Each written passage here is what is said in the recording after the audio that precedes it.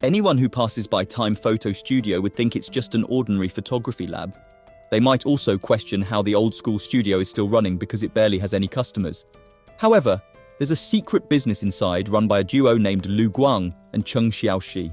Lu Guang has a unique ability. By taking a look at a photograph, he'll be able to see what happened within the 12 hours the photo was taken from the perspective of the photographer. On the other hand, Cheng Xiaoxi acts as his tool. If Lu Guang deems a photo useful, he will tell Cheng Xiaoxi to dive inside the photo, possess the body of the person who took the photo, and do anything their clients need them to do. In other words, Cheng Xiaoxi can time travel using a photo. The duo has an accomplice named Xiaoling, who is the daughter of the studio's landlord. She's responsible for finding them clients and promoting the business underground, claiming that she's the boss. Thanks to her, the clients assume that she's the one who executes the missions, not Cheng Xiaoxi and Lu Guang. This keeps the duo's secret abilities unknown to everyone, including Xiaoling herself. There are 3 rules during the dive that Lu Guang keeps repeating to Cheng Xiaoxi.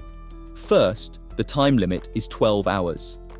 Second, always follow Lu Guang's lead and not mess with anything. And third, do not ask Lu Guang anything about the past or the future of the photo. One day, Xiaoling comes to the studio excitedly to inform Lu Guang and Cheng Xiaoxi that she just got a new client. However, Cheng Xiaoxi reacts to this indifferently as he's playing a game on his phone. Xiaolin lectures him and snatches his phone, telling him to be more serious if he doesn't want to go out of business. She also mentions that she's helping him pay his debt, possibly referring to the shophouse rent debt. In answer to this, Cheng Xiaoxi says that he won't step out of the studio until his parents come back, no matter what, because he grew up in the studio. Anyway, Xiaoling proceeds to explain their newest client's request, which is to gather financial data from a company called Quid Games. Their biggest challenge is that only Mr. Zhu, the company's CFO, has full access to it. He keeps it in a USB and carries it with him all the time, never allowing the data to be copied into any computer. However, there's one other person who might have a chance at acquiring the data. It's Emma, the CFO's assistant, who spends a lot of time with him in the office. With this information, they choose the latest photo that Emma uploaded on her social media and dive into it. Before Cheng Xiaoxi enters Emma's photo, Lu Guang reminds him of the 3 rules again. Then the moment they high-five, Cheng Xiaoxi goes back to the time Emma took the social media picture, entering her body. It was almost midnight. Nobody was in the office except for Emma and Mr. Zhu. Emma was about to eat her spring rolls when she got approached by Mr. Zhu, who invited her to his office. When they were inside, Mr. Zhu tried to harass her. Now that it's Cheng Xiaoxi who's possessing Emma's body, he has no choice but to endure all of that. Lu Guang still stays alert to inform him of every single step he has to take. Everything needs to go precisely as how Emma did it. Otherwise, it will disrupt the timeline and create chaos. Fortunately, before Mr. Zhu was able to do anything to Emma or Cheng Xiaoxi, Emma was saved by a phone call from her mum. Emma's mum called to check up on her. Later, her dad joined the call to give her some advice. Even though her parents sound quite fussy, they seem really loving. You can tell that they treasure her a lot. The phone call was interrupted by Mr. Zhu, who told her to get back to work. Emma then stayed alone in the office to prepare the materials for the next morning's meeting until around 2 a.m. When she got back home, Cheng Xiaoxi can feel her exhaustion. In his sleep, he dreams of Emma's happy childhood moment with her parents. But even though it's Emma's memory, Cheng Xiaoxi could see himself within her. He wakes up for a while, hearing Lu Guang's voice, noting that Emma's feelings and memories will stay within him now that he becomes her. Cheng Xiaoxi then wonders if his own parents will come back. He checks on Emma's phone and realizes that her mum has left her text messages to apologize for interrupting her work earlier. He can't contain his tears as he reads it. The next morning's meeting is the highlight of the mission according to Lu Guang. Cheng Xiaoxi so far has managed to get into Emma's character. Suddenly, in the middle of the meeting, Lu Guang orders Cheng Xiaoxi to push Mr. Zhu's glass of tea. This gives him an alibi to wipe the tea off his pants and take a look at his laptop screen. However, it doesn't turn out well because at the same time, Mr. Zhu's wife shows up, accusing Emma of seducing him and ruining their marriage. She also calls her slurs, blaming her uneducated parents for raising her like that. This almost drives Cheng Xiaoxi mad and gets him out of character. But Lu Guang keeps reminding him to get on track. In the end, he decides to not fight back. As Emma was standing there taking the blame, Mr. Ju's wife slapped her real hard until she fell. Emma tried to hang on to Mr. Ju's laptop, but instead, the laptop fell with her. And that's it, the moment they've been waiting for. On the floor, Emma could see the financial data very clearly. Lu Guang records the data, and finally, they successfully accomplish the mission. A few moments later, we can see the news reporting that Mr. Ju has been arrested for fraudulent financial data. Cheng Xiaoxi wonders how Emma is doing now. However, Lu Guang reminds him again to not ask about the future. Meanwhile, the real Emma arrived home crying after the incident with Mr. Ju's wife. But to her surprise, she found her room tidy. There was also a mountain of spring rolls on her table. She checked her phone and realized that last night she sent her parents the message, "Mum, Dad, I miss you." Cheng Xiaoxi was the one who left that message on her behalf. But since she didn't know about that, she believed it was her message. Emma ran outside crying while calling her parents. Her dad told her that her mum insisted on going to the city after knowing Emma was missing her. She packed some spring rolls and warm clothes and possibly tidied up her room. From the look of it, they were about to leave the city when Emma called. But Emma desperately begged them to stay because she was going to meet them. When she was about to enter the train station, she bumped into a guy with blonde hair wearing a cap. The guy noticed she was in a rush, so he offered her a ride to her destination. The next thing we know, Lu Guang is watching the news about Emma's corpse being found in the river last night. They suspect she died of suicide. Luo Guang chooses to not report this to Cheng Xiaoxi or Chao Ling. After this, Chao Ling presents them with a new mission from a new client, which is to uncover a secret recipe. The client, Yuxia, ran a noodle restaurant with her best friend Lin Zhen for 10 years. Yuxia took care of the management while Lin Zhen was responsible for the kitchen-related stuff. During those 10 years, Lin Zhen kept her secret noodle recipe very securely, even from Yuxia. And now, according to Yuxia, Lin Zhen betrayed her by planning to open her own restaurant. In order to maintain the 10-year-old noodle business, Yuxia must know Lin Zhen's secret recipe. Yuxia gave them so many photos she took to be used for clues. The duo first tries to dive inside a photo of Yuxia and Lin Zhen in front of their restaurant. It was taken on the night of their opening day, precisely after they closed it. At that time, both Lin Zhen and Yuxia were exhausted. They went back inside the restaurant, and Lin Zhen thought they should have some noodles for themselves after a long day. She went to the kitchen and started cooking. This is a golden opportunity for Cheng Xiaoxi to observe Lin Zhen's recipe. In Yuxia's body, he watches her cooking for a moment. At first, nothing seems to be out of the ordinary. She just used regular soup ingredients. But then, she opened the fridge and took out a box of what looked like black powder. When Yuxia asked her what it was, Lin Zhen said that she already knew the answer. Before Yuxia could ask more questions, someone knocked on the restaurant's door. And because of that, Cheng Xiaoxi and Luo Guang failed to use the first photo to get the recipe.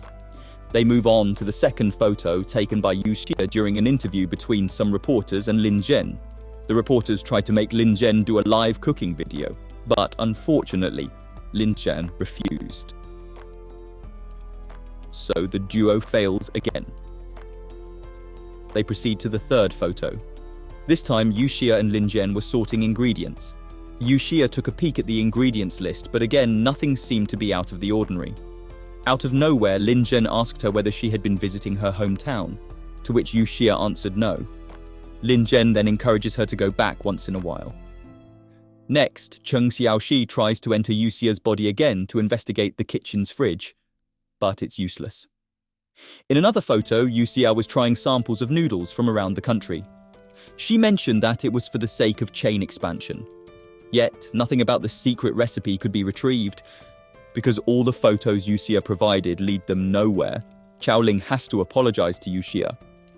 Of course, Yuxia doesn't seem happy about it. Cheng Xiaoxi still doesn't feel like giving up though. There's one photo that they haven't tried to get in. Even though Luo Guang thinks the photo won't give any clues, he still lets Cheng Xiaoxi try anyway. Surprisingly, this time Cheng Xiaoxi enters Lin Zhen's body, not Yuxia's. That must mean Lin Zhen was the one who took the photo. It is a picture of Yuxia and Lin Zhen in front of the restaurant, similar to the first photo they dived in. However, this one was taken 10 years later. Shortly after the picture was shot, Lin Zhen had an argument with Yu Xia, who begged him to stay for the restaurant. But Lin Zhen refused, as the restaurant no longer suited her. She wanted to cook for passion, not for money. This was the opposite of Yu Xia's view toward the continuity of their business. Therefore, Lin Zhen had no choice but to let go of the restaurant. Yu Xia demanded Lin Zhen to give her the recipe. Lin Zhen obviously refused. She then walked away, saying that she would go back to the beginning and restart. In the taxi, Cheng Xiaoxi tries to connect the pieces, but to no avail. He sees Lin Zhen's wallpaper screen, which triggers the memories of her younger days with Yu Xia. He then rummages through Lin Zhen's purse and finds a collection of tickets to a place called Xiangzhuang. When he reads the name of the place out loud, the taxi driver comments that it's a beautiful place home to a fragrant flower. The flower is often dried and ground into powder and used for seasoning. Cheng Xiaoxi quickly realized that all this time, Lin Zhen had been going to Xiangzhuang to stock the flower powder, which then she would use to make the noodles. Qiao Ling reports their findings to Yu Xia. When Yu Xia hears about this, she looks overjoyed and even cries.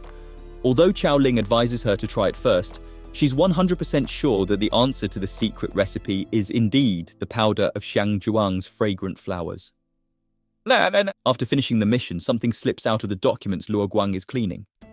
It's a photo of Lin Zhen and Yu Xia when they were still college students, living in a shared dorm room. Somehow, they've missed it. It's also the same photo Lin Zhen had as her wallpaper. Cheng Xiaoxi notices noodles being cooked in a rice cooker in the background of the photo. He asks Lu Guang to allow him to enter it for the sake of eating the noodles. Lu Guang refuses, but Cheng Xiaoxi enters the photo anyway by high-fiving Lu Guang's hand before he notices. The photo was taken by Lin Zhen. She and Yu Xia were about to savor the noodles she just made, but Yu Xia told her to wait. She pulled out something from her bag. It was the same exact box we saw Lin Zhen pulled out of the fridge earlier. As you might have guessed, yes, it contained the powder of fragrant flowers. According to Yu Xia, the local people of her hometown often sprinkle their food with it. She also added that the taste of the flowers could awaken your best memories. This seems to explain why Yu Xia in the present is so sure about the powder being the secret ingredient. In the end, she takes a train to visit her hometown as she reminisces her beautiful memories with Lin Zhen when they were younger. When she arrives at Xiangzhuang, the first thing she does is meet Lin Zhen, who's running a small noodle shop. Lin Zhen welcomes her with a smile.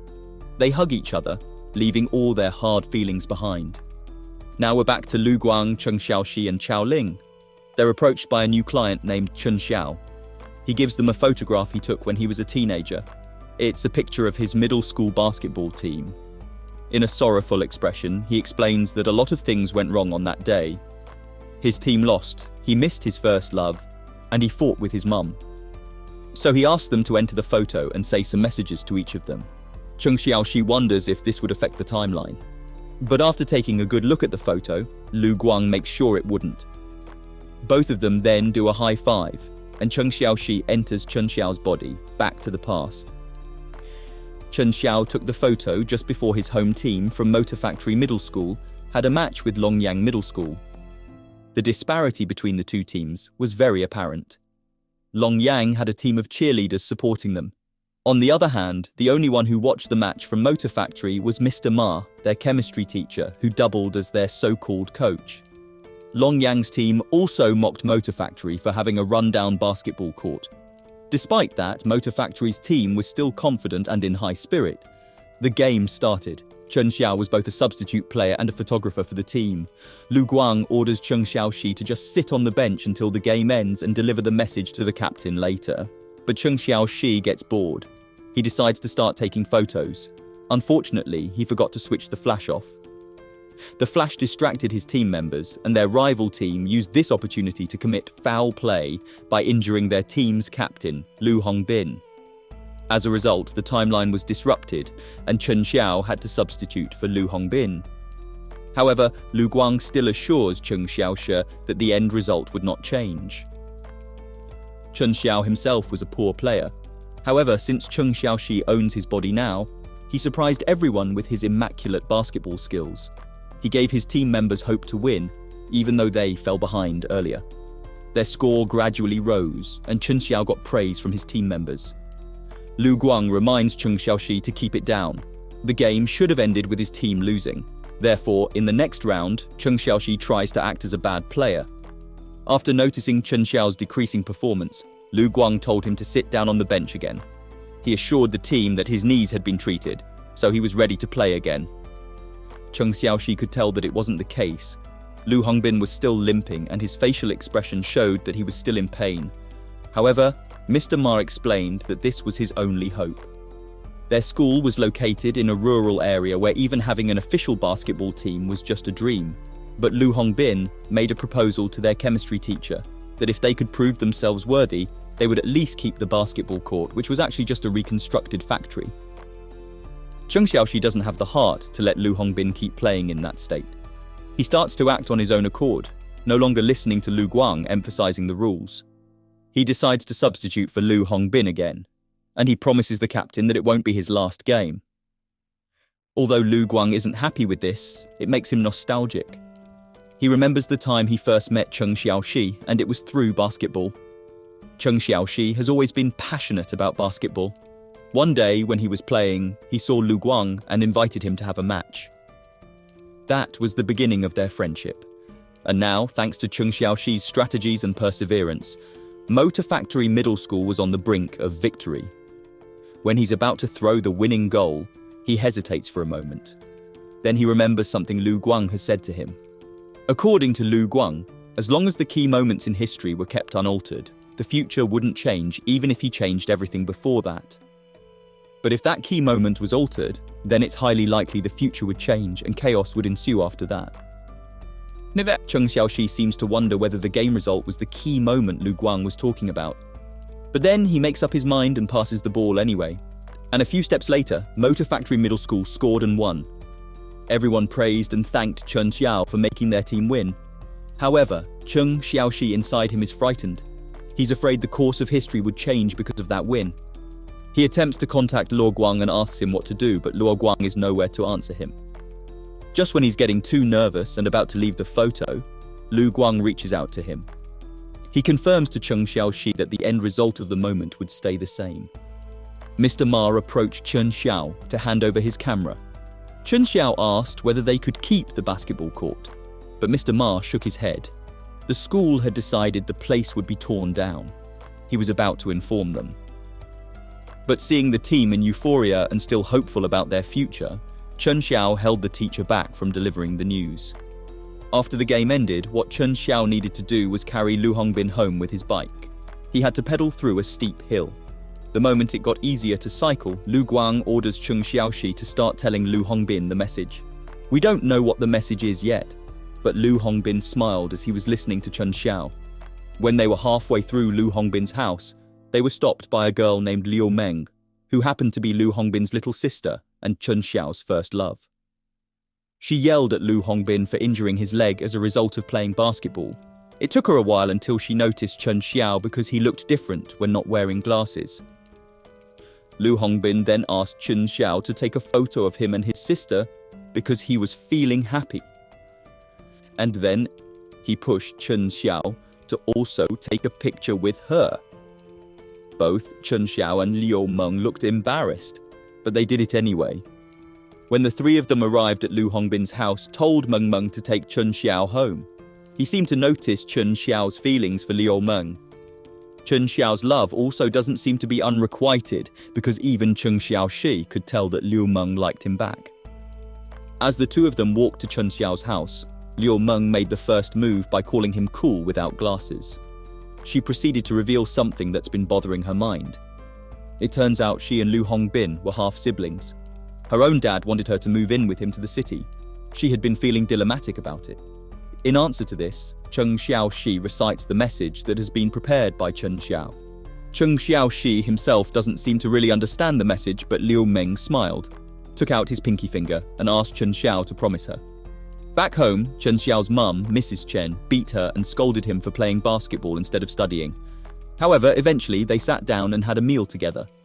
Chen Xiao wondered why there was so much food on the table, considering it was only for the two of them. But his mum said it was for his dad in case he came back.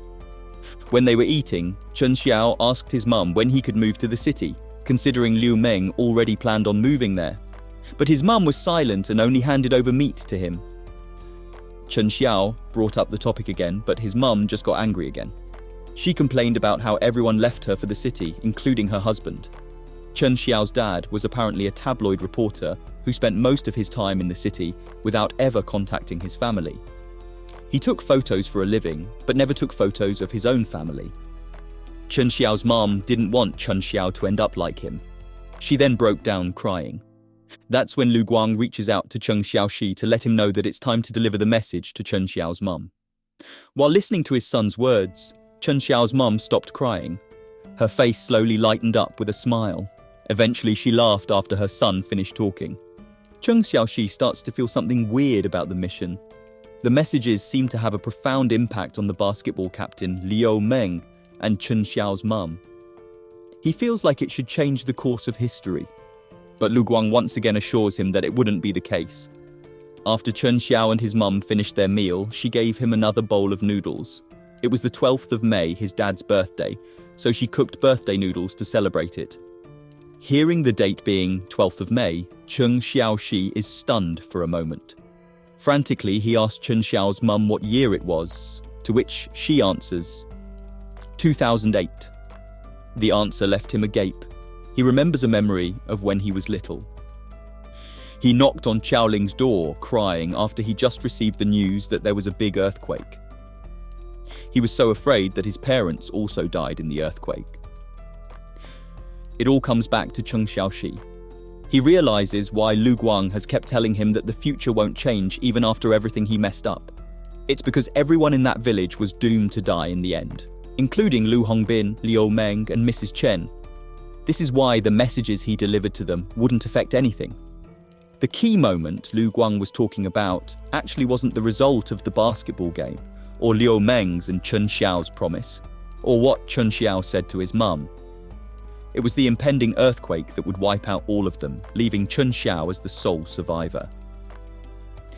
Lu Guang orders Chen Xiaoxi to leave the photo immediately, but the betrayed Chen Xiaoxi no longer wants to listen to him. Instead, he runs out of Chen Xiao's house, takes his bike, and attempts to notify everyone about the earthquake. Lu Guang is strongly against this. He tells Chen Xiaoxi that he can't reverse death. It's a crucial node in the timeline that nobody can disturb. If Chen Xiaoxi tries to mess with it, in the worst-case scenario, he will cease to exist. As Chen Xiaoxi is debating with himself whether he should try to save everyone or not, Mrs. Chen has already caught up to him. She chased him from the house out of worry and suspected Chen Xiao was sick. She then held his hands and tried to warm them up. That simple act of love leads Chen Xiaoxi to make up his mind. Even though Lu Guang said they were dead, the warmth of those hands felt real to him. Chen Xiao, still possessed by Chen Xiaoxi, arrived at Lu Hongbin's house when he had an argument with his mother. Without letting himself catch his breath first, he persuaded Lu Hongbin to go out of the village. Obviously, Lu Hongbin was puzzled. He misunderstood what Chen Xiao meant as him wanting to play in the city as soon as possible. Accidentally, Chen Xiao blurted out the truth that Mr. Ma told him. Lu Hongbin couldn't believe him and they went into a fight. Liu Meng went out to calm them down. Eventually, Chen Xiao couldn't hold back the truth about the earthquake that would happen at 8:30 that night. He told Liu Meng to contact her dad in the city and get there as soon as possible to evacuate. Unfortunately, nobody seemed to take him seriously. Instead, the siblings' mum just got angrier, and it put the siblings in more trouble. The elderly people who overheard their arguments noted that some things did feel off that day. They demanded Chen Xiao to tell them how did he know about the incoming earthquake. But of course, Chen Xiaoxi couldn't just answer that he came from the future. His head is spinning around, and he's sweating profusely while thinking of an answer. In the end, Chen Xiao just shouted out, "From the Maya prophecy in the magazine!" The elderly just laughed it off. Liu Meng got second-hand embarrassment from that. Without giving any further explanation, Chen Xiao took his back and headed off to his house. As he rides, Chen Xiaoxi screams his heart out, expressing his frustration. Then he begs for Lu Guang to at least let him save his mum. Lu Guang agrees and promises he will tell Chen Xiaoxi what to do. Chen Xiao just straight up told Mrs. Chen about the upcoming earthquake. Surprisingly, she believed him. She immediately packed up her stuff while Chen Xiao was rushing her. According to Lu Guang, their best bet was to protect themselves under the table since the earthquake would cause a landslide. So a few minutes before the time of the earthquake, Chen Xiao and his mum were already under the table. His mum made fun of him for wanting to play hide and seek, but even though it made her laugh, she still believed him. 1 minute before the earthquake, Mrs. Chen suddenly remembered that she had forgotten to pack up something. She was going to go out from under the table, but Chen Xiao insisted she should stay there. He volunteered to fetch the thing for her. At 8:30, the village was still silent. Then a few seconds later, the ground started shaking and splitting up. Lu Hongbin and his family went into a panic. The buildings in the village collapsed and shattered. Chen Xiao was still outside of the table when he heard his mum screaming out his name. When he almost reached his mum, a beam on his head was falling. Before he knew it, he was already stuck under the debris with his mum on top of him. He could hear Lu Guang's voice telling him to go out of the picture if he couldn't take it. Chen Xiao couldn't contain his tears. His mum held his hand, softly whispering to reassure him that he would be fine as long as she was there. She started to apologize for being a bad mum. She couldn't do anything except support her husband and son. Then she encouraged Chen Xiao to go play basketball and go to the city if that's what he really wanted to do. Hearing this, Chen Xiao cried even harder. After that, his mum started tapping his hand and sang him a lullaby. It was the same lullaby that Chen Xiaoxi's mum used to sing for him. When she stopped tapping and singing, Chen Xiao panicked. He called his mum in a screaming voice, but no answer came from her. Moments later, a group of rescuers heard Chen Xiao's voice and tried to approach him. Chen Xiao's dad had also arrived at the ruins of their house, but he had a hard time getting closer because they thought he was a reporter on duty. The rescuers succeeded in rescuing Chen Xiao, but nothing could be done to his mum. All Chen Xiao and his dad could do was scream and cry, begging for their loved one to be saved. Chen Xiaoxi is now back in the present time. He's completely mad at Lu Guang for lying to him, making him think that he could actually save Chen Xiao's mum. It's then revealed that before the duo executed the mission, Chen Xiao came to the photo studio to have photos of his old camera printed. Who would have thought that the thing his mum was trying to protect during that earthquake was his dad's camera? Yes, that very camera. We also finally know what message Chen Xiao delivered to Lu Hongbin. He told Lu Hongbin that he'd been having a dream of being Lu Hongbin's substitute and scoring a lot.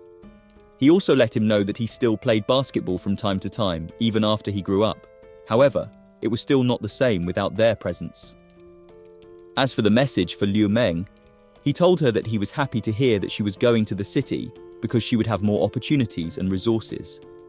Chen Xiao himself promised that he would study hard to get into a good school in the city and catch up to her. The message that was delivered to Chen Xiao's mum remains unknown to us, but at least we get a glimpse of a lovely moment between Chen Xiao taking a photo of his mum before the match. In the present day, Chen Xiao comes back to his house in the city and sings his son a lullaby that his mum used to sing for him. The next mission that Chao Lin gives to the duo is to find the secret technique of a martial arts master. Their client, Siwen, is a man who fell in love with a daughter of a martial art family named Ouyang. He dreams of marrying her, but Ouyang's father would only let him do that if he can defeat him in a fight. He has attempted to win the challenge for years, but there has been no progress as her dad is too overpowered. So now he asks for Chao Ling to enter a photo taken before their fight and observe the secret techniques her father used. It's a selfie photo of him and his lover. Chen Xiaoxi and Luo Guang do a high five, and the former enters the body of Siwen. After taking the selfie, Ouyang reminded her of his first visit to her family's dojo. He had to take hundreds of steps of stairs just to reach it. Her entire family had been waiting anxiously for him at the top. When he arrived in an exhausted state, the first time he did was shout, "I come to marry you, Ouyang," at the top of his lungs. And then he passed out before the fight even began. Siwen laughed at that memory, but Ouyang got serious. She said her senior had proposed to her dad to marry her. This means Siwen didn't have many chances left. A few moments later, Siwen arrived at Ouyang's dojo screaming that she came to marry her again. He didn't pass out this time, thankfully. From then on, Lu Guang tells each step Chen Xiaoxi must take.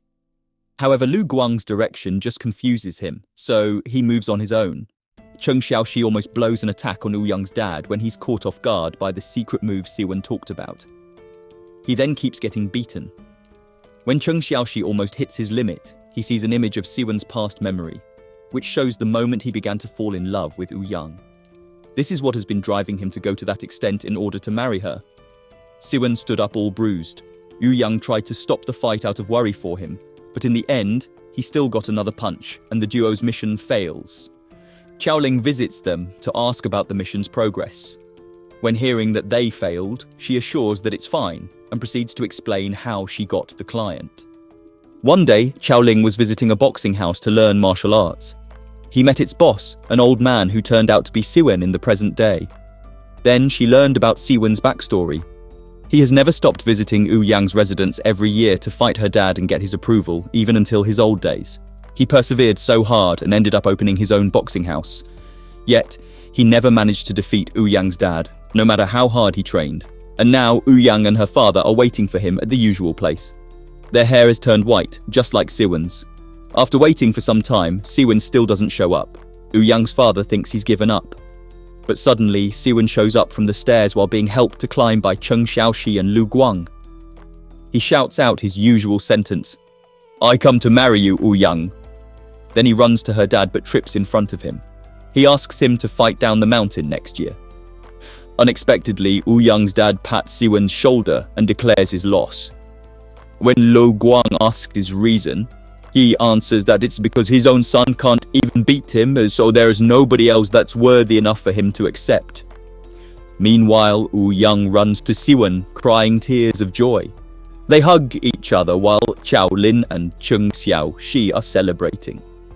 Siwon manages to prove that in the end, hard work will never betray the results. Some time has passed after that. One day, when Xiaoling happens to be visiting Time Photo Studio, a policeman named Xiaoli knocks on their door and asks about a deity who can enter photos. Xiaoling claims that it's just a rumor to push the policeman away. However, a man rushes through the door in a flash, grabs Xiaoling's hands, hopelessly begs her to help him, and cries desperately. This man is Liang. 3 years ago, his son, Dudu, went missing. It was a busy day for his milk tea shop managed by him and his wife. There was an overwhelming number of customers. They had a hard time keeping up with the orders and taking care of the Dudu, who was constantly nagging at the same time. As a solution, Liang gave Dudu some toys of his favorite superheroes and a phone so he could entertain himself. Dudu sat on one of the customers' seats where his mum could watch over him. But before she knew it, he was no longer there. All that was left on the table were the phone and the toy. Since then, they couldn't find any trace of him, even though Xiaoli has been helping Liang to solve the case for 2 years. Liang has also tried many alternative ways to find Dudu, including consulting a shaman. Yet it didn't lead to any results. He just got scammed instead. He explains all of this to Xiaoling and ends up falling to his knees, crying and blaming himself for his son's disappearance. After knowing the full story, Xiaoling looks like she has some sympathy for Liang.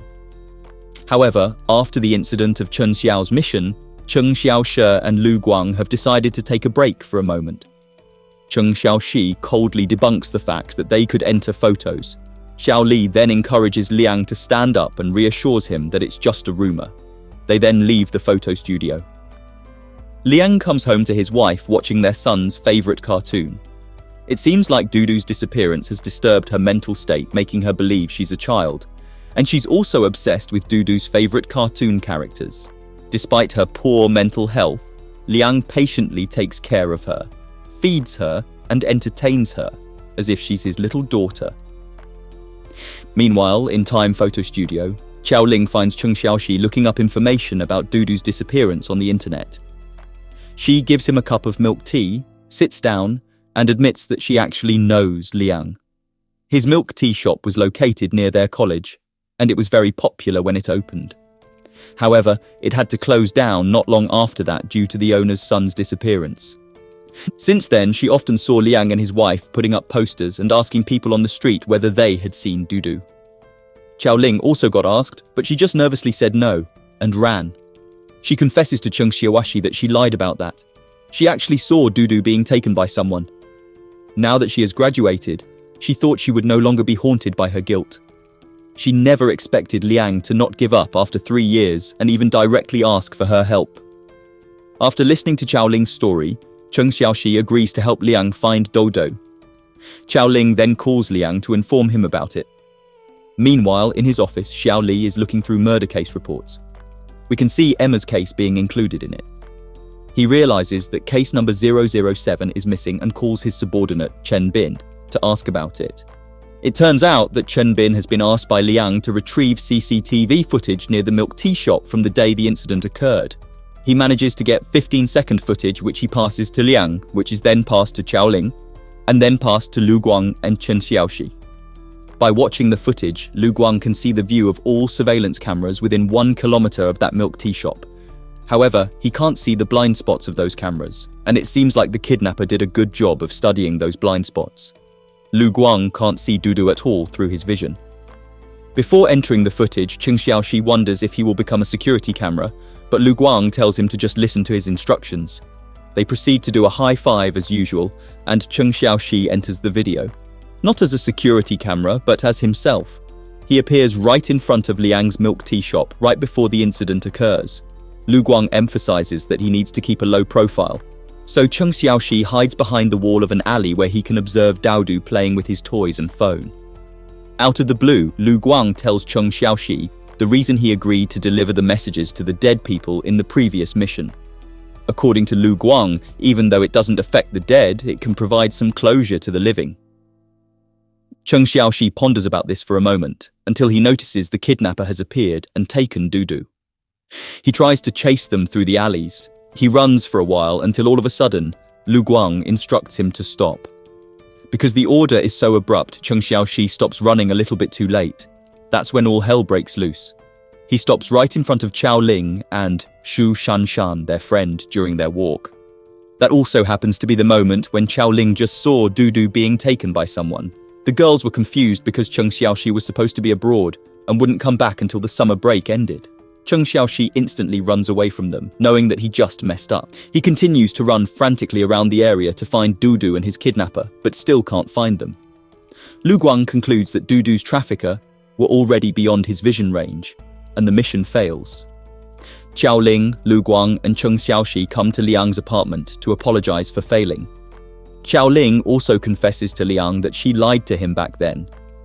In answer to this, Liang says that Xiao Ling being there is already proof that his hard work during the 3 years was not in vain, and because of her existence, he gets a new hope. He won't stop looking for Daodu, no matter how long it takes. Cheng Xiaoxi then announces that they will continue helping Liang to find Dudu. Lu Guang asks Liang whether he has other footage from that day. As Liang scrolls through his phone gallery, a photo catches their attention. It was a photo of Dudu's toys. According to Liang, Dudu took it, but he can't remember when it was taken. Then Cheng Xiao remembers something that happened during his previous dive. He saw Dudu opening the camera of his dad's phone and took a photo of his toys. Simultaneously, Cheng Xiao and Liang realized the photo was taken on that day. Lu Guang then takes a good look at the photo and confirms that he can find clues in the photo. Moments later, we can see Cheng Xiaoxi enter Dudu's body just a few minutes before he got trafficked. Lu Guang emphasizes that Cheng Xiaoxi needs to be very careful because it's their only chance.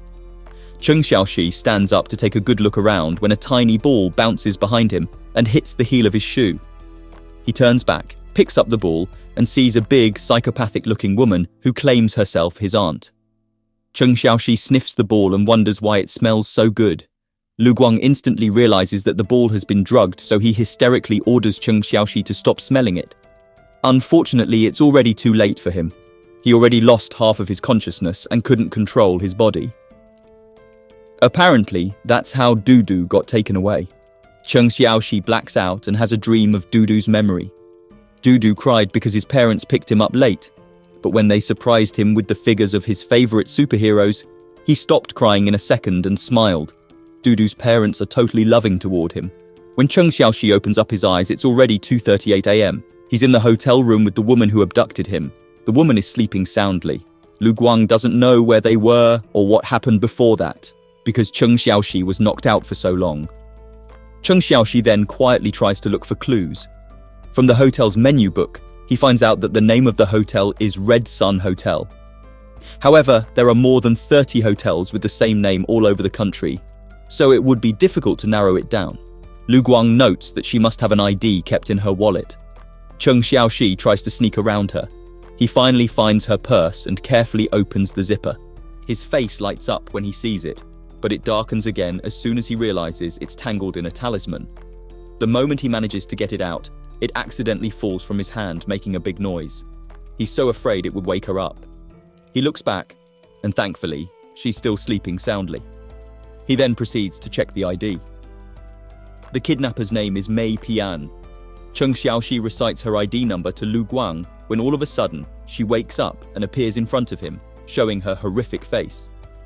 As a reflex, Cheng Xiaoxi punches her chin really hard until her tooth comes off. It seems like he gets the ability due to previously diving as Siwen. Mei Pian stands up and threatens Dudu.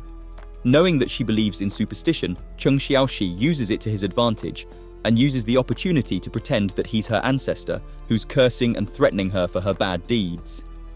As expected, Mei Pian bows fearfully to him. Cheng Xiaoxi then claps his hands, and the real Dudu is back, crying for his mum and dad. 3 years later, or in the present day, Dudu's parents are nervously waiting for him in front of the police station. As soon as Dudu arrives and steps out of the car, Liang cries tears of joy and approaches him to welcome him. But Dudu doesn't seem to recognize him. Worse yet, he's being avoidant toward his dad. However, his mom quickly points towards something. It turns out to be Cheng Xiaoxi, Lu Guang, and Qiao Ling cosplaying as the Triple Star Warriors, Dudu's favorite superheroes. Liang says that he's late for picking up Dudu because he's been looking for those heroes. After looking at them, Dudu finally becomes conscious of who he is and recognizes his parents. His mom also seems to get better when she realizes Dudu is back. Meanwhile, Mei Pian is being taken inside the station to be questioned. After that, Xiao Li approaches Cheng Xiaoxi and Lu Guang. He privately asks whether they're the ones who have the magical ability, not Qiao Ling, as people believe. At first, they try to refute it, but they're out of words the moment Xiao Li presents them with proof that Cheng Xiaoxi can be seen 3 years ago from the security camera. Xiao Li then requests both of them to help him solve murder cases. He hands over an envelope containing photos of the evidence to Lu Guang. When Lu Guang opens it, the first photo he sees is Emma's picture as a corpse. He inserts it back before Cheng Xiaoxi can see it and pulls out a blurry, low-quality photo of a man with blonde hair wearing a cap, which seems to be taken from a security camera. According to Xiao Li, he's the main suspect in the serial homicide. The police still have a hard time tracking him down. In the end, Lu Guang refuses Xiao Li's request. The three of them then walk away and go home. Sometime after that, Qiao Ling brings their friend Shanshan to their photo studio. Cheng Xiaoxi has a little fight with Shanshan after he teases her about not studying for her doctoral degree. When they calm down, Qiao Ling goes ahead to explain why Shu Shanshan is here. Back in their college days, Shanshan was always hanging with a guy named Dong Yi. He would be willing to do Shanshan favors, such as carrying her books and buying her food. He even precisely remembered her food preference. They were really close, and Qiao Ling even thought they looked like a couple. But Shanshan and Dong Yi never declared that they were in a relationship.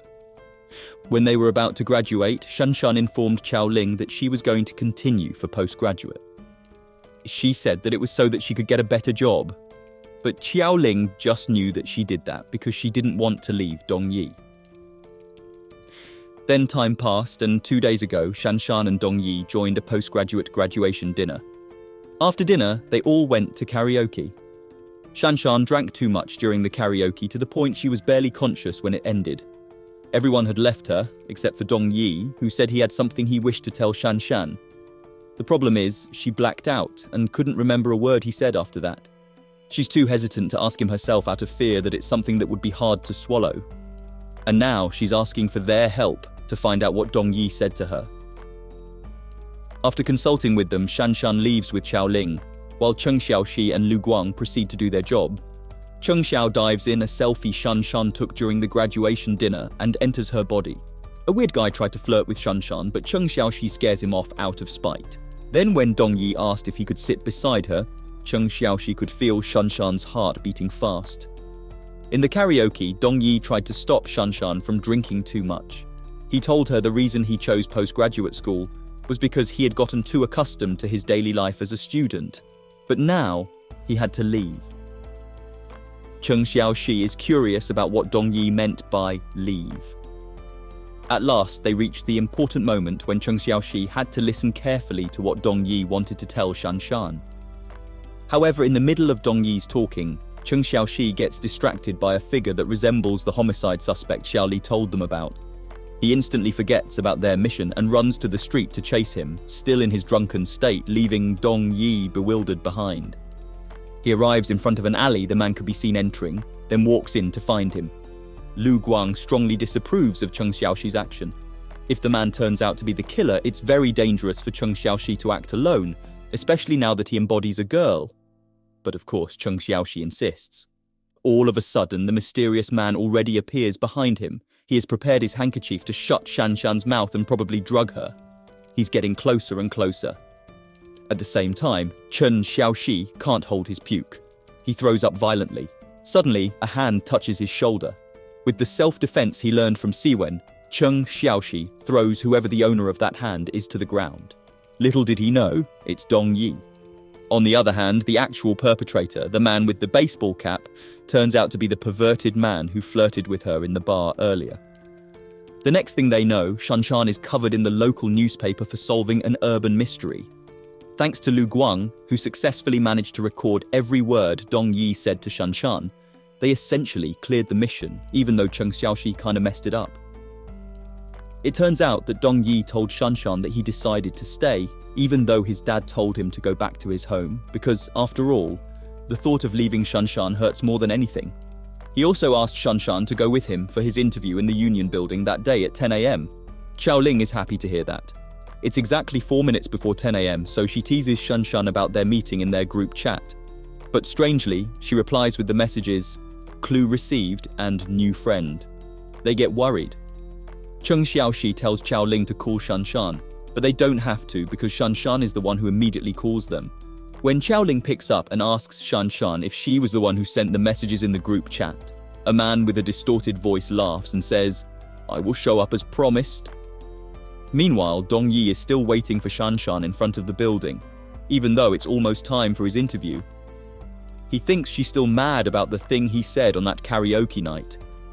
Cheng Xiaoxi, Lu Guang and Xiaoling are also restlessly worrying about Shanshan. According to Lu Guang, there's a possibility it's tied to Shanshan appearing in the local newspaper. Cheng Xiaoxi is shocked when he hears that.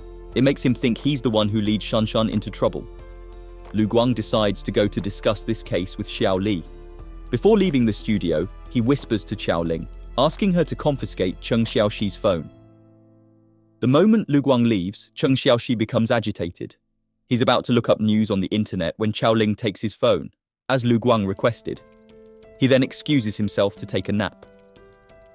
At the police station, Xiao Li is giving a presentation to his subordinates regarding the serial homicide. They found a new piece of information after releasing the photo of the suspect publicly.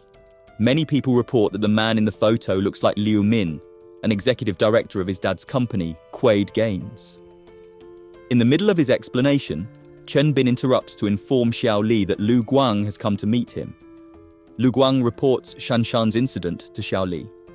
Although he's not 100% sure if the murder case is related to Shanshan, he has decided to help Xiao Li solve the serial murder case so that he can find an answer to it as soon as possible. He takes a look at the photo of the suspect.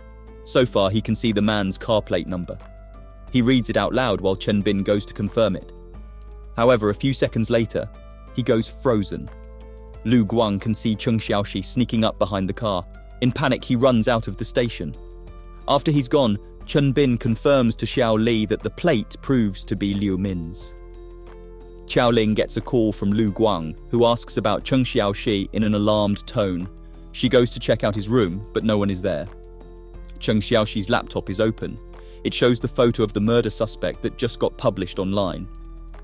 Lu Guang once said that if Cheng Xiaoxi just high-fived himself, he wouldn't be able to communicate with Lu Guang, so he would have no idea what's happening inside the photo. Cheng Xiaoxi happened to try to prove it and dived by himself, and now he's planning to follow the man in the hope of getting clues about him. At the same time, Xiao Li and Chen Bin are visiting Liu Min's residence to question him. His father comes out infuriated. He says that Liu Min is getting cyberbullied and the police are at fault because they're the ones who publicly spread the photo. He also refuses to let Liu Min be questioned. When Liu Min's dad is driving them out, someone's voice is questioning what's happening. It happens to be Liu Min. Xiao Li is extremely appalled at seeing Liu Min's appearance. He's in a wheelchair, paralyzed after getting into an accident, and looking so pale and fragile. Back to Cheng Xiaoxi, he can hear that the man is taking a woman who calls him Liu Min. This confirms that Liu Min is indeed the culprit. Unfortunately for Cheng Xiaoxi, he has yet to know that the woman is Emma. As soon as the man unlocks his car to take Emma with him, Cheng Xiaoxi sneaks into the car's trunk. He gets to hear their conversation during the trip. Emma vents how tired she is of city life. At first, Liu Min listens carefully and displays a nice, well-mannered attitude. However, that's just until Emma points out that they're making a wrong turn. Liu Min's alibi is that the GPS reroutes them there. When Emma nervously asks when will they arrive, Liu Min creepily answers that they might not even arrive at all. Suddenly, Liu Min stops his car in an abandoned junkyard, keeping the car doors locked. He turns into a beast, pointing out how she's disgusted by outsiders like Emma, who changed her name just to fit in. He then demands Emma to return the money she took from him. Emma, who is scared to death, begs Liu Min to let her go because she doesn't understand anything. Of course, Liu Min doesn't listen. He proceeds to violate her. From the conversation, Cheng Xiaoxi finally realizes that the woman inside the car is Emma. He begins to grasp why Lu Guang didn't want to help with the murder cases and hid a victim's photo from him. He also remembers the time he sent Emma's mum that message on behalf of her. The thought that all of this might have started because he sent that message terrifies him. Cheng Xiaoxi breaks down and screams from the trunk. It distracts Liu Min from beating Emma. When Liu Min checks the trunk, Cheng Xiao is no longer there. He already left the photo and is now back to the present day. Lu Guang immediately scolds Cheng Xiaoxi for acting on his own. But Cheng Xiaoxi doesn't fight back because he knows he's at fault. He also confesses to Chao Ling that he was the reason Chao Ling couldn't see Dudu's kidnapper clearly back then. It was his fault for appearing in front of her during a dive and distracting her. It all comes back to Chao Ling. She didn't expect the two of them could literally go inside the photo. She just thought they did some kind of a ritual. During this moment, Lu Guang gets a call from Chen Bin. He gets informed that Liu Min can't be the killer because based on the evidence they gathered, Liu Min was in the hospital getting surgery at the time Emma was killed. Furthermore, Emma was also caught by the CCTV of an abandoned bridge, walking alone around that time. For the moment, they just need to wait until they can file an official report regarding Shan Shan. Chao Ling then scrolls through her gallery to see if there's any useful photos from yesterday. Shortly after, Lu Guang presents them with a photo she uploaded to her SNS. Apparently, she took a selfie in front of their studio without Chao Ling's knowledge before entering it. Lu Guang takes a deep look at the photo and tries to see what happens within the 12 hours the selfie is taken. Shan Shan was giggling in her bed until past midnight as she read the message of what Dong Yi told her on the night of the karaoke. When she covered herself in a blanket, she heard a noise. Her whole apartment was already dark. She went to check it and unlocked the door to her apartment, but there was nothing, so she closed and locked the door again. She went to check her bathroom. There was a shadow of someone's figure lurking behind her shower curtain. She couldn't make sure of what it was because it was too dark. When she managed to reach the switch and turn the light on, a man with a mask became visible. He pulled out his knife, and Shan Shan's scream could be heard. Lu Guang can't perceive anything that happens after that. Cheng Xiaoxi is rushing to dive inside the photo and see it for himself. However, Lu Guang holds Cheng Xiaoxi back, asking him if he's prepared for the worst. This leads Cheng Xiaoxi to take some time to think. Meanwhile, in front of the Union building, Dong Yi is still waiting for Shan Shan to show up and trying to call her even though his interview session has ended. After pondering in his room for a while, Cheng Xiaoxi moves to the studio's dark room where he can be seen preparing some stuff. He then goes back to their usual working room to report to Lu Guang that he's ready to dive. When Cheng Xiaoxi enters Shan Shan's body and goes back in time to yesterday, he has to go through everything Shan Shan went through since she took that selfie, including fighting with his own self, saying to Chao Ling that she doesn't trust Cheng Xiaoxi after leaving the studio, and listening to Chao Ling talking about his past. As stated by Chao Ling, Cheng Xiaoxi was often bullied after his parents went missing. To alleviate his burden, Her dad gave him 10 years of free rent so that he could still stay in the studio, and he could pay it back after he reopens the store. That's why he often calls Xiaoling landlady. She was basically his only friend until he met Lu Guang. One day Lu Guang happened to pass by when Cheng Xiaoxi and Xiaoling were redecorating the photo studio. Cheng Xiaoxi recognized him from the basketball match, so he invited Lu Guang to help them. When Xiaoling asked what made him befriend Cheng Xiaoxi, Lu Guang only answered, "Because he's naive." This makes Cheng Xiaoxi laugh, but Xiaoling adds on a serious note that it's true. Cheng Xiaoxi's pure attitude just makes people want to protect him. 20 minutes before the crucial event occurred, Lu Guang informs Cheng Xiaoxi of what would happen and the actions he has to take. However, Cheng Xiaoxi asks Lu Guang his permission to let him take the lead. Meanwhile, at the present time, in front of Time Photo Studio is the same man with a mask and distorted voice. He enters the studio, which is surprisingly not locked. When he's inside, he can hear Cheng Xiaoxi's voice telling him, "You're pretty punctual." The man is eyeing the wide-open dark room. He's slowly walking toward it while Lu Guang is waiting nervously. At the same time, Cheng Xiaoxi in the past is doing everything Shanshan was doing, from getting up from the bed, checking the outside of her apartment, and checking the bathroom. He can already see the man's shoulder lurking from the shower curtain. When the clock strikes 1:30 simultaneously, both Cheng Xiaoxi and the man in his photo studio turn on the light switch in the bathroom and the darkroom. The man in the past tried to attack Shanshan with his knife. The man in the present gets trapped in the darkroom by Lu Guang, who wastes no time running toward the room and locking the door. In the past, Cheng Xiaoxi managed to grab the man's arms before he could hurt Shanshan. He straight up reveals that he's possessing Shanshan's body. He proceeds to challenge the man to play a game with him. The man would receive a clue at 10 o'clock the next morning, and at the same time as their current time, the man should use the clue to find him. But the man must ensure Shanshan's safety in exchange for him not getting reported to the police. The man laughs and joyfully agrees to that. After Cheng Xiaoxi gets Lu Guang's confirmation that the man is locked in, he claps his hands and gets back to the present, appearing right in front of the masked man in the dark room. Apparently, since the murderer said, "I will show up as promised," Cheng Xiaoxi thought about the possibility of him being the one who made an appointment with him back in time. What he meant by the clue turns out to be Xiaoling's message asking Shanshan about meeting her boyfriend. Also, Cheng Xiaoxi's voice telling him, "You're pretty punctual," was actually pre-recorded. Their studio has a motion sensor doorbell that says "welcome" every time someone opens the door. The doorbell message can be customized, so he utilized it to make sure the man believes he's actually there. Cheng Xiaoxi prepared this elaborate plan while he was pondering. This was also the reason he spent so much time doing stuff in the darkroom before deciding to dive. He gathered hundreds of people's photos from their social media and attached them to the walls. So whenever he's in a dangerous position, he can easily escape to one of the photos. Now Cheng Xiaoxi tries to provoke the suspected killer, but this psychopath just laughs and won't admit he murdered people. Cheng Xiaoxi hits the man and escapes to one of the photos. The body of the person he enters ends up being already dead. It then gets repeated again several times.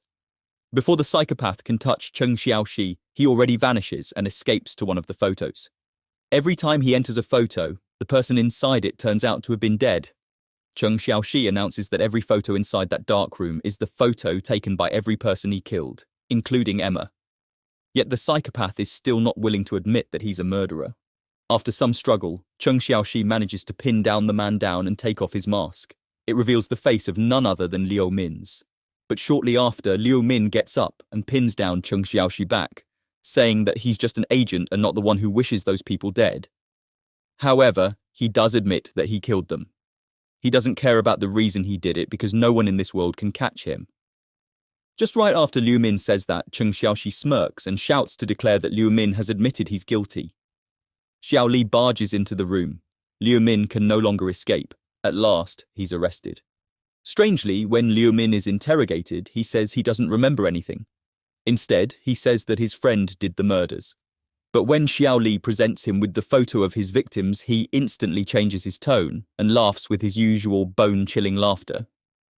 Then he starts telling the chronology of the incident with her. According to Liu Min's own statement, he just wanted to scare her because he suspected her of taking his money after Mr. Zhu got arrested. When he was choking her in the car, He thought there was a witness because he heard someone's voice inside the trunk. He also thought he killed Emma by accident, he says. When he continued driving, Emma got up, still alive, and demanded him to let her out. This disturbed Liu Min's steering, and he ended up crashing his car and passing out. In the Time photo studio, Cheng Xiaoxi, Lu Guang, and Chao Ling are also discussing Emma's case, pointing out how it still feels off. Cheng Xiaoxi receives the bridge's security camera recording that captures Emma around the time of her death from Chen Bin. He asks Lu Guang to see if he can find anything inside it, but Lu Guang says he can't find anything other than Emma walking badly wounded. Cheng Xiaoxi then insists on diving in to find out the truth, because he feels guilty about changing Emma's fate. Lu Guang agrees, and then they high-five. So the following is what actually happened to Emma back then. She survived the crash only to find out her phone wasn't working, causing her to have no way of contacting her parents. She started to cry. Her clothes were all torn and her shoes were nowhere to be found, so she started walking barefoot toward the bridge. As she walked, she remembered the moment in her childhood when she received new shoes from her parents, and she promised them she would work in the city when she grew up, so she could buy them fashionable clothes. She also remembered how happy her parents were when she finally achieved her dream of working in the city. However, when she worked, unpleasant things started to happen. Despite that, her mother would ask how she was doing from time to time. Emma arrived at the edge of the bridge. She stared at her blank phone screen as tears kept falling down her cheeks. She threw it off the bridge and was ready to jump. However, a voice screamed out her name from the background. It was Cheng Xiaoxi, who dived inside the security camera recording. First, he apologized for causing the misfortune that followed her after he sent that text message to her parents. Then, he proceeded to explain everything to Emma. After listening to Cheng Xiaoxi's explanation, Emma just broke down in more tears and asked him to make her go back in time as well. Apparently, Mr. Zhu deliberately made the false accounts at the request of Liu Min. Liu Min's pocket money was cut off by his dad.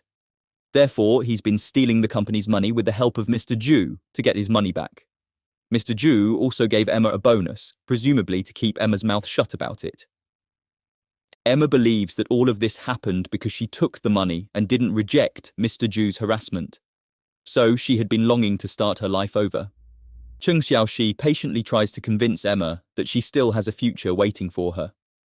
Even though he can't change the past, every experience he's had with his client has taught him that everyone has a reason to keep living, and in their darkest time they should meet someone that becomes their light. Emma started to get moved. Cheng Xiaoxi puts out his hand, and Emma starts walking toward him. Meanwhile, at the police station, Liu Min keeps saying that the murder was done by his friend, so Xiao Li still doesn't get any progress from him. Chen Bin wonders how he got to the photo studio, even though the doctor said that he's paralyzed. At the same time, somehow, Liu Min is also in his house, drunkenly telling his friend to help him kill the annoying insects. From this onwards, things are getting very chaotic. Lu Guang thinks it's impossible to reverse Emma's death because death is an important node in the timeline that can't be changed. Emma was getting possessed, and her eyes turned red. She started to talk in the same style Liu Min talked to Cheng Xiaoxi. Lu Guang realizes that Liu Min is just a puppet. Then in front of him, Chao Ling's eyes have already turned red. She asks him, "Are you his friend?" in a tone that's not usually hers. Liu Min in his house stands up as if nothing happened before. Emma, who had decided to not commit suicide just earlier, turned her back in an instant and jumped from the bridge. Halfway to the ground, her eyes went back to normal. The only thing left on her face is horror. Liu Min in the police station grins and uses his handcuffs to choke himself. Cheng Xiaoxi tries to save Emma, but he's too late. He's now back at present. In front of him, Lu Guang is lying unconscious on the sofa after getting stabbed by Chao Ling. She turns to Cheng Xiaoxi and states that it's his punishment for cheating. In terror, Cheng Xiaoxi asks who they are. Chao Ling just smiles and announces that the game has been reset. Thank you for watching. See you in the next video.